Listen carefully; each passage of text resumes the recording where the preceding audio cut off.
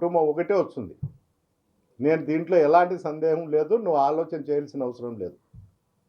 మళ్ళీ ఈ మధ్యకాలంలో ఏం చేస్తాను, నీ కొడుకులు హైదరాబాద్లో ఉన్నారు, తాడిపత్రి రావచ్చు కదా అని చెప్తారు.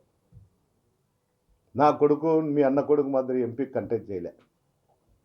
మీ అన్న కొడుకు ఎంపీ కంటెస్ట్ చేసి ఈ రాష్ట్రం వైపు కూడా చూడంలే.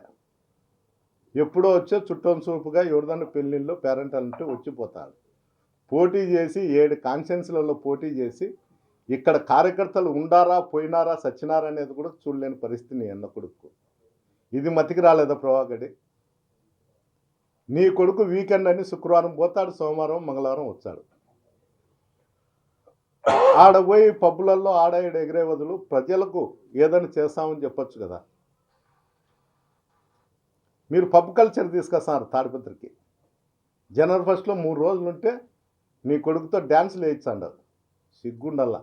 ఒక ఎమ్మెల్యే ఏ విధంగా ఉండాలనేది కూడా ఆలోచన లేకుండా నీ ఇష్టానుసారం నువ్వు ఏ విధంగా నడుచుకుంటాండవు నువ్వు ఒకసారి ఆలోచన చేసుకో. మాకు పౌరుషం గురించి చెప్పాల్సిన అవసరం లే.